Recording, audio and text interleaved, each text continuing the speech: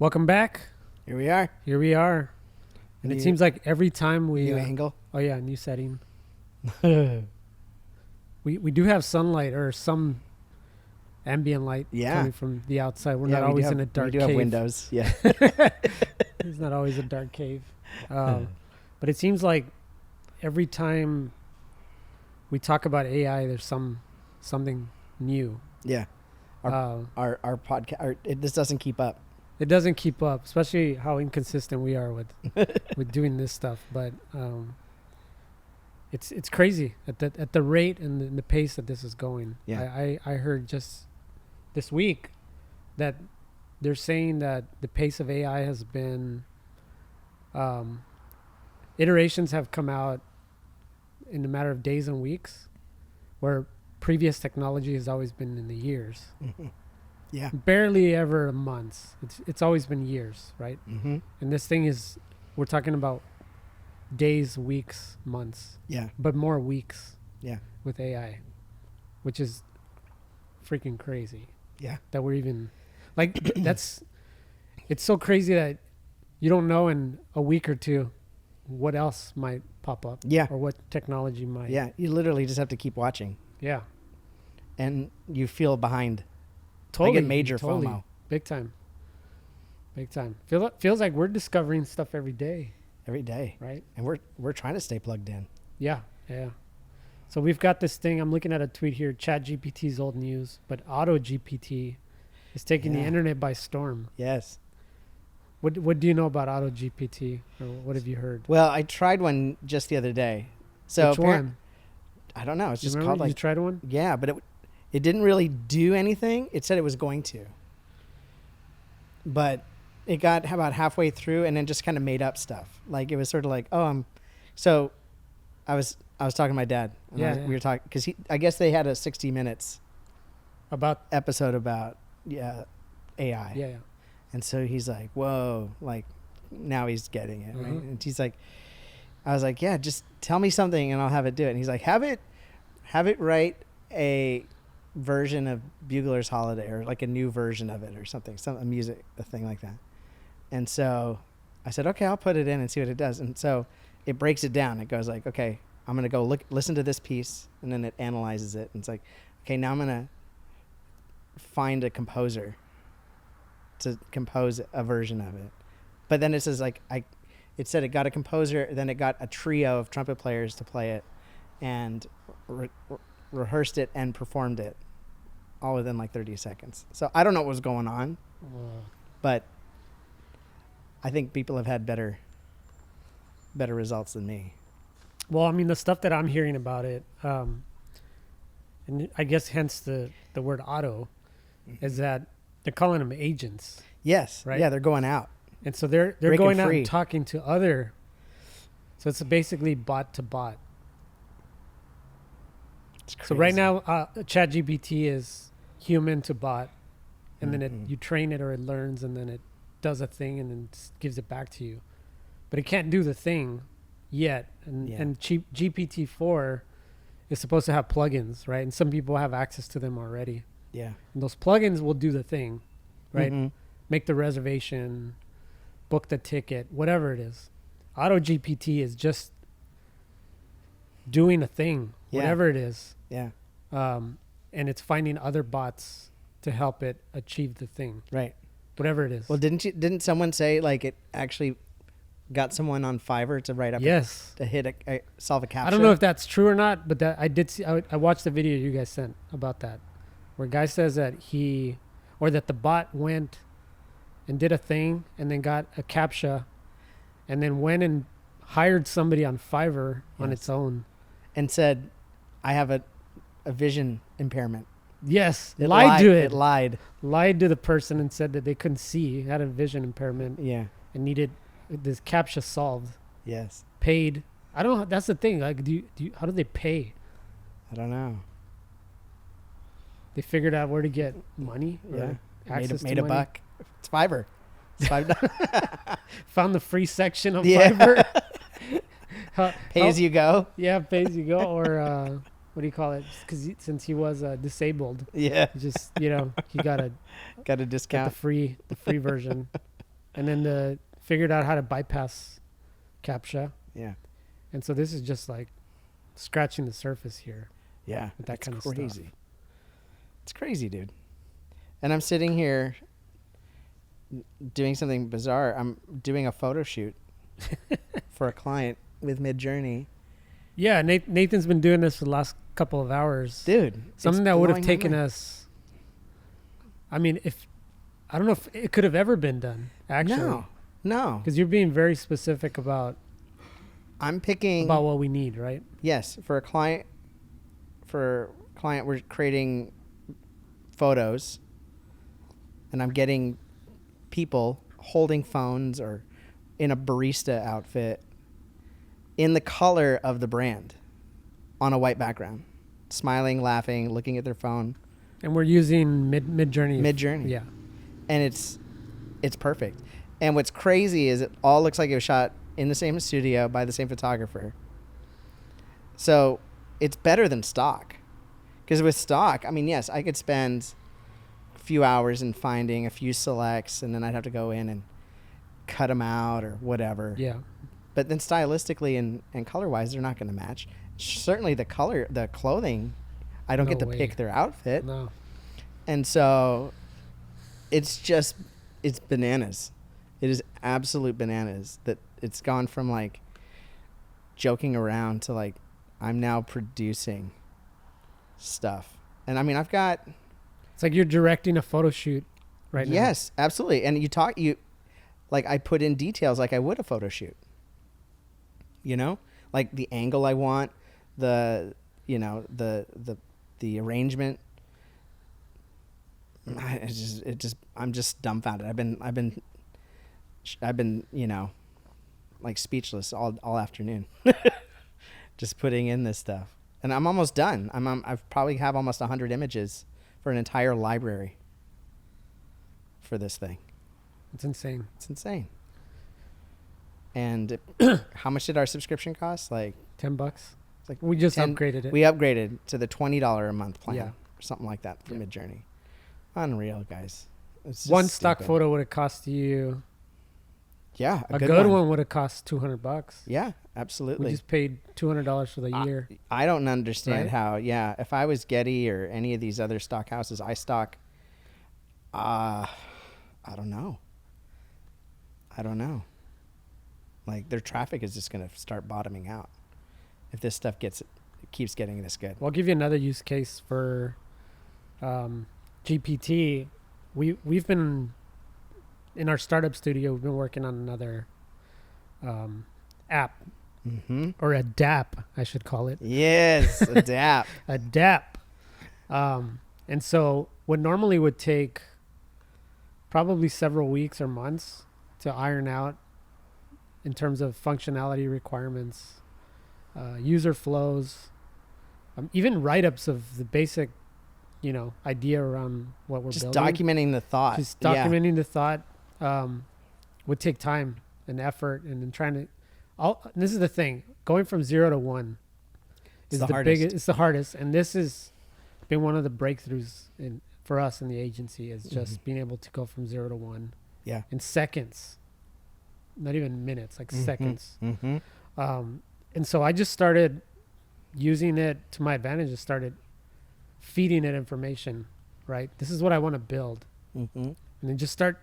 It's not even formatted any specific way. It's just a brain dump. Yeah. Here's what I want to build. Here's what it's going to do. Here's what I think the problem is going to solve. Here's my target audience. Blah, blah, blah, blah. Mm-hmm.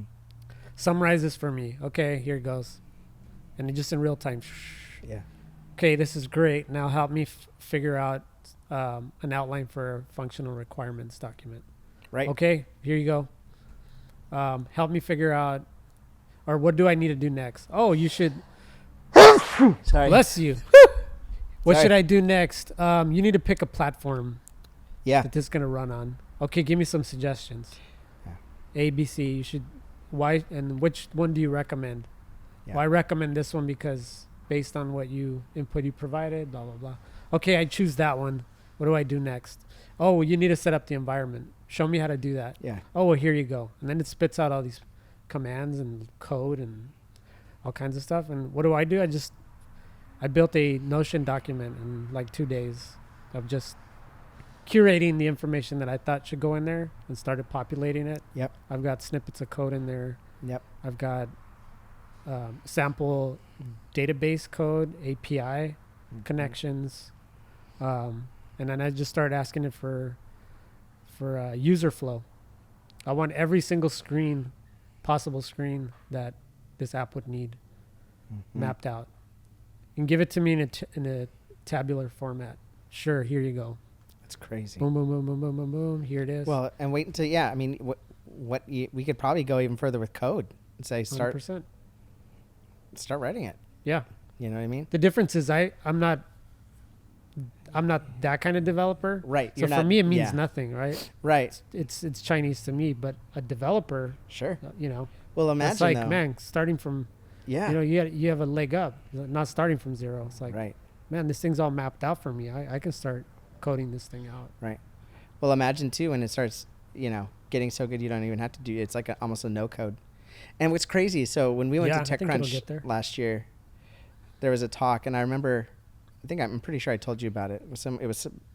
The guy talking was from Andreessen Horowitz, and he talked about this future where it's called the end of the apps or something like that.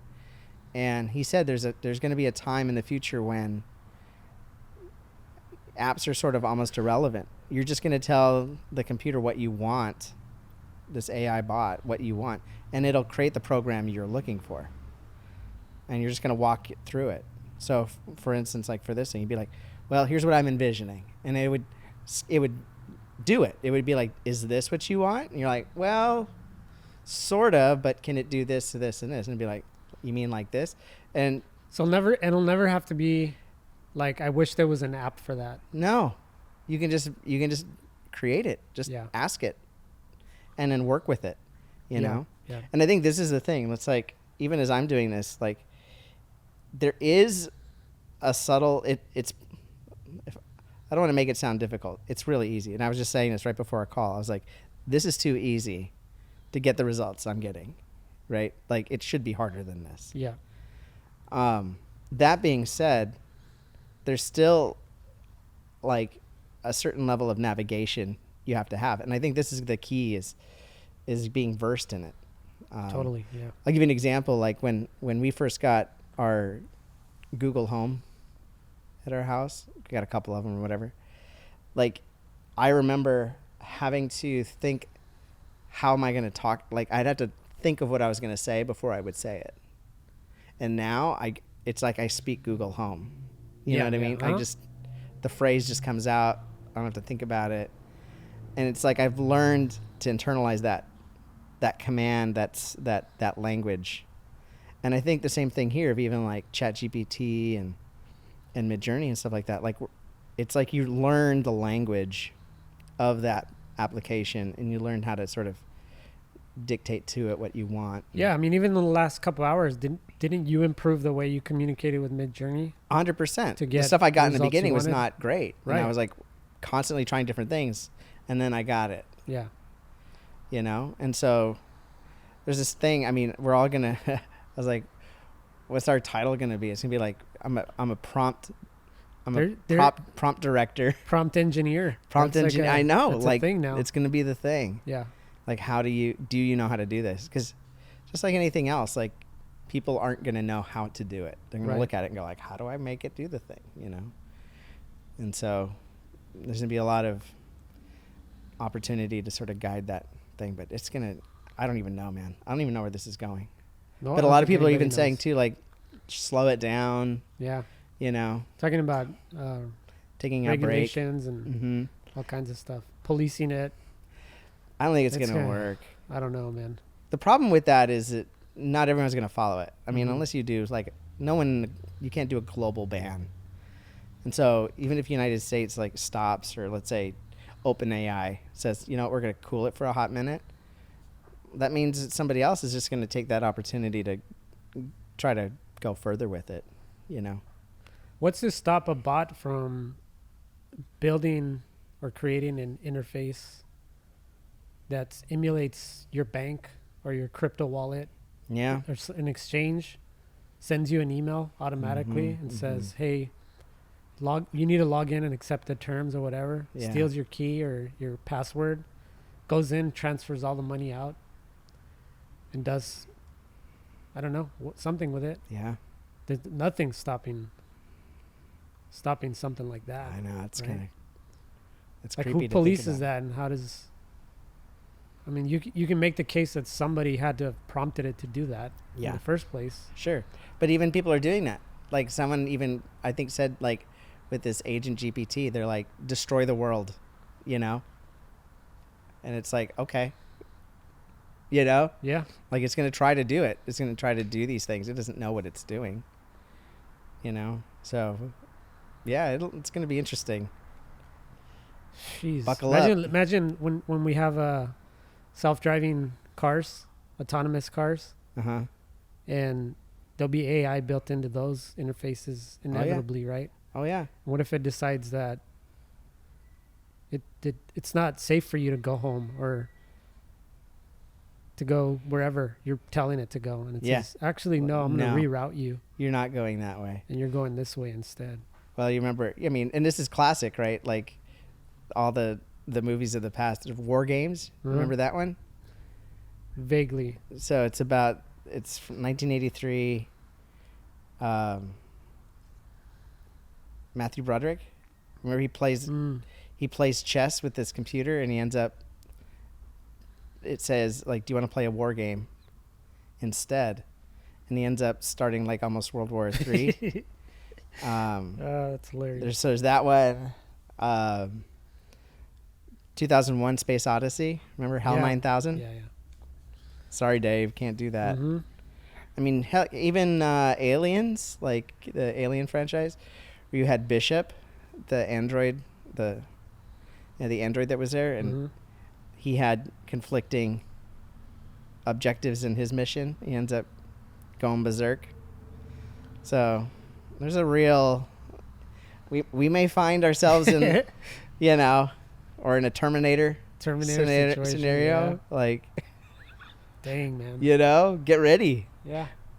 Good thing we still got Arnold. Speaking of Tesla, then, slight segue, TruthGPT. What's that all about? Oh, yeah. Well, so now that Twitter is X Corp. X Corp. I think as of today. Yeah. So now that Twitter is X Corp, he's bought a boatload of GPUs. Mm-hmm. And because it's so funny, because I think, like, last week he was saying we need to slow this AI thing down, and now he's like, up it. Yeah, I'm all in. Yeah. So I think and we had talked about this, like, is there a way to sort of create an AI that has sort of no bias, right? Because this is sort of what we're saying is, this is one of the critiques, is that it's learning from what we give it. So if you gave it a diet of... But the people behind it have built some bias. There's some bias, right? Yes. Even if it's just reading, like, Encyclopedia Britannica, there's probably some bias somewhere in there. So the problem is there's social and political bias in it. Especially if you're reading from the internet. Yes. Right? I mean, so I think what Elon's trying to do is say, well, what if I don't give it any junk food? Mm-hmm. It's straight, clean. Straight keto, bro. Straight keto. Like, this thing is going to have no fat. You know, what's going to be possible from that point on? I mean, I think we even talked about it even on one of these discussions about eventually having almost like a justice bot, you know, where it's like a judge, you know, you look at judges and lawyers, their job is to look back at case law, what's the precedent, what's been, you know, done before. That's a lot to sort of handle as a lawyer or as a judge. And you have bias. As a judge, you're not supposed to, right? You're supposed to judge on the merits of the case, but we've all said that that's sort of really hard to do. So it could be a situation in the future where they're like, everyone's like, you know what, the truth bot, like Elon's talking about, that's the most unbiased, like, voice in this. Like, that rationale is completely, like, unbiased, and it's going to take precedent over what people think. It'll be like, the bot said so it must be constitutional. Mm-hmm. You know what I mean? Like, how it interprets law or that sort of thing. So I think that's what he's trying to get at. What does that look like?